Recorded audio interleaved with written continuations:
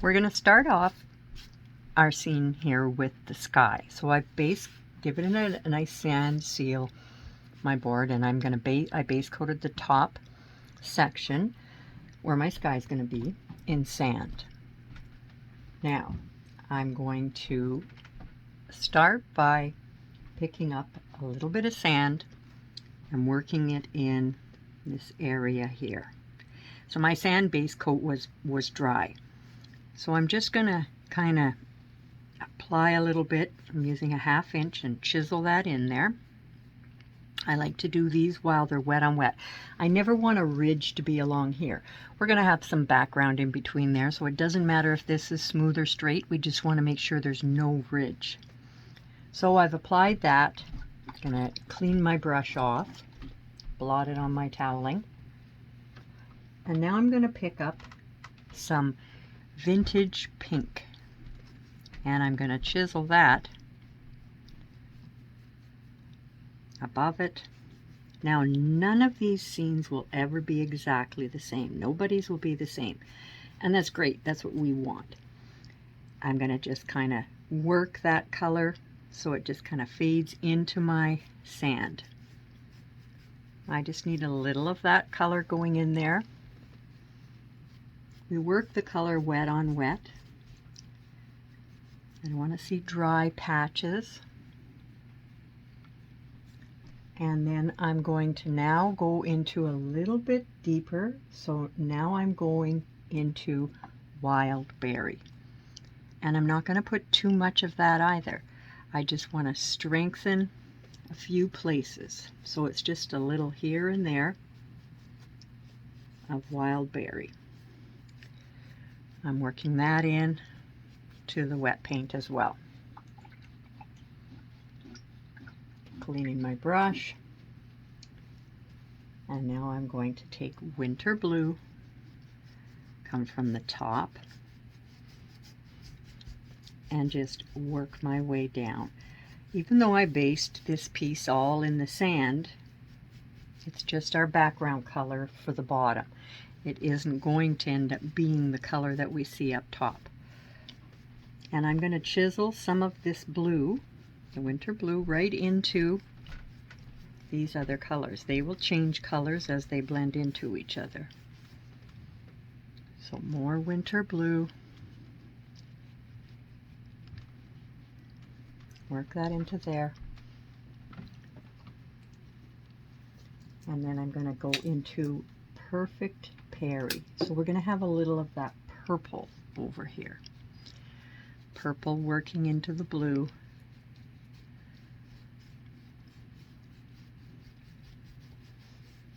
Off over to the side. So we'll bring that Perfect Perry all the way down to the ground line. Now as you're going, of course, your colors will have dried. So all I do is I can pick up a little bit of wet paint being my moisture and work these colors together. So I picked up a little more winter blue and worked my colors together where they were starting to dry out. If I'm going to change colors dramatically to work together, I wash my brush out, blot it on my toweling. I'm into my vintage pink. We want these colors to kind of just have a little reflective light coming up into the other colors. So it's just nice and soft working them together. I want that vintage over into the Perfect Perry. And I'm going to have the vintage work into the wild berry as well. So we've got all those colors blending together nicely. So when I look at it, I think, okay, I think I want my sand to work in a bit more as well. Now I'm going to do a little dry brushing later with some clouds, which is going to give a little bit of contrast in here. And I think I'd like a little more of those wild berry and that pink to kind of come up into the blue there. Yeah, that kind of looks nice. So you just work your colors together till you're getting a color that you might like.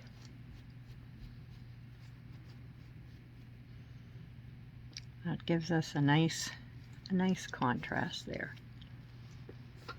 And I think I might bring a little of the blue and the Perfect Perry in from this side too, just a smidge. Yeah. You can use stain antiquing medium so that it kind of helps keep your paint wet a little bit more for the colors that you're blending in, if you like.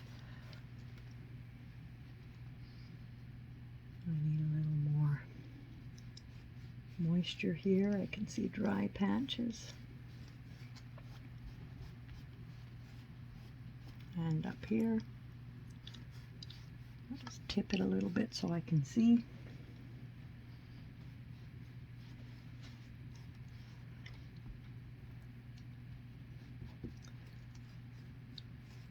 Nice and soft. That looks good.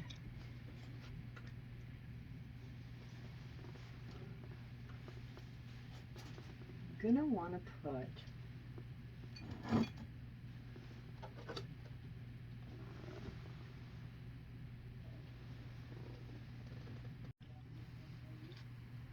so I've base coated the bottom section, not the bottom, I guess. Here I am with my good old dyslexia. The left side of my board with our wild berry. Now I'm not concerned if it stays wet, and then I'm going to take Perfect Perry and come over on the right side. Now I didn't base coat it straight. You can see that I staggered it off in the middle. So I'm going to take Perfect Perry coming from the right side and just kind of streak and chisel it so it works into the wild berry. So the two colors are streaking into each other. Now I'm still using my 1/2 inch. I could be using my 3/4 in the water. A lot of people are worried about their paint drying too fast on them. And I'll work my way down with the Perfect Perry. We're going to darken this up with soft black.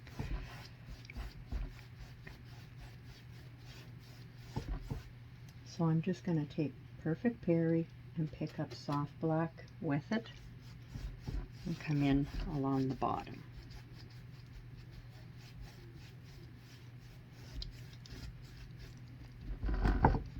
Now the boat's going to be along this very bottom, but just where we can see extras. So I'll just grab a little more soft black coming in from the far right and streak it into my Perfect Perry.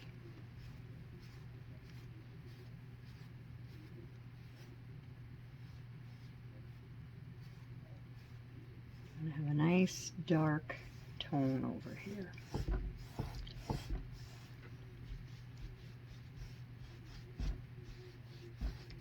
So we're streaking our colors from the sky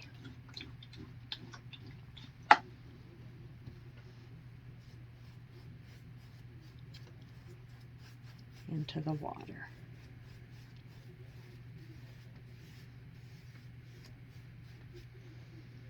So I want to highlight this section over here, so I'm going to re-wet it with my wild berry.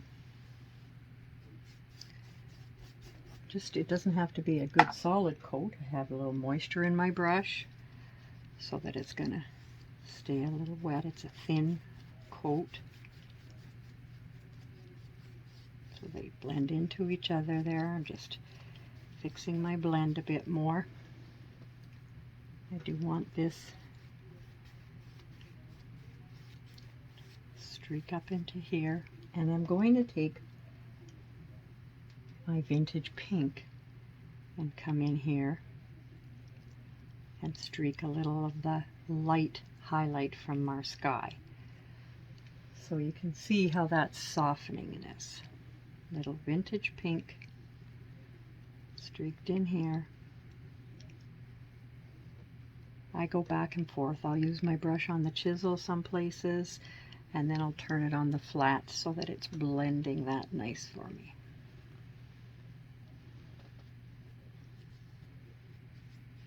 Of course, I'm wanting to keep more of the light up top, closer to the light reflection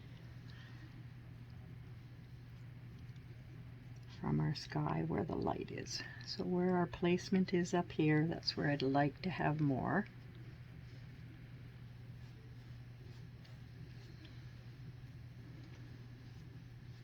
Pick up, I've got a bit too much light coming down, so I picked up more wild berry. Work it in. Give my brush a little wipe, and I actually see I've got a ridge over here. You always want to get rid of those ridges.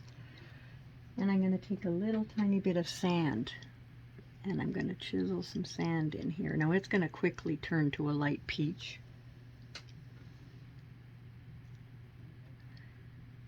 But I'll work a bit in, and then later when everything's dry, I'll softly come in and put a little thin bit more sand. But right now we're just trying to mimic our colors. There we go. I've got the brush on the flat now. So that just kind of softly blended a bit more in for me. So that's not too bad. There's still more we're going to do in this, so I can see a bit of blue in my... Just work these colors together here a bit more.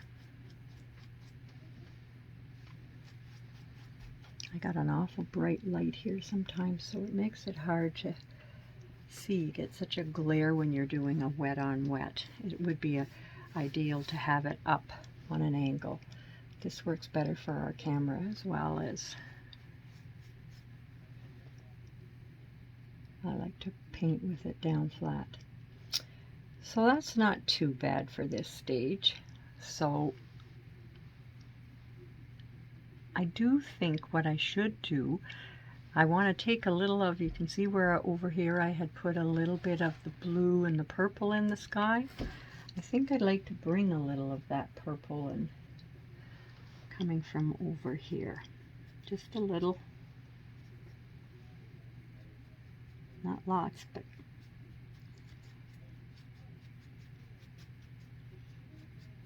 that looks good.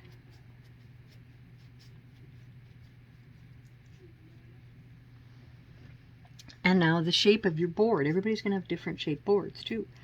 If you're doing it on a rectangle, it's going to have a little bit more space. So of course you might like to work a little bit more of the colors around. Yeah, I like that better. So that, but it's going to totally have a different look to it once we get going with all of those. So right now, that's good. We're going to let it dry up. I've transferred my pattern on, and I've applied a piece of Scotch tape across the ground line so that we're going to have a nice flat water line. And so right now I'm painting my background. So all of our ground in the back. We don't want it to be straight. We want to have a little bit of hills. It's distant, so it's not going to be huge. The bigger you make that, the closer it is to us.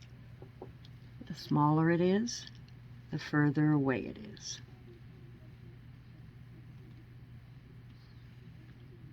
So we're going to have this ground line painted on in our soft black.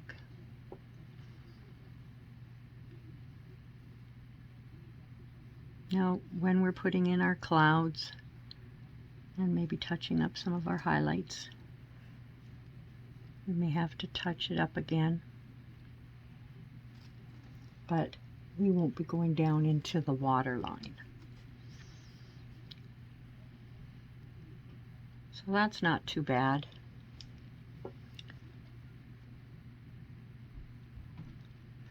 Again, we're watching so that we don't have ridges anywhere.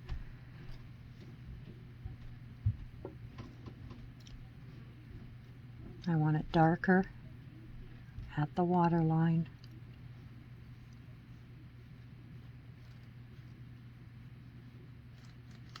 Okay, and then I can just pull off my tape, and I have my nice faint background ground line. So once I have that in, I'm going to go ahead and I'm going to base coat. I'm going to add a little tiny bit of black to my soft black because I want this to be a little darker. But I'm going to go ahead and I'm going to base coat what we have of the boat and the fish finder. I don't want you to base coat the fishing rod up past there. It's okay to base coat right here. This part here is fine, but this part here is going to be important to keep fine. So I want to use my script liner when I'm doing that. So for now, we'll go ahead and we will base coat all of this. I'll just add a touch of black into my soft black just to give it a little bit stronger base, and I'll go ahead and base coat all of this.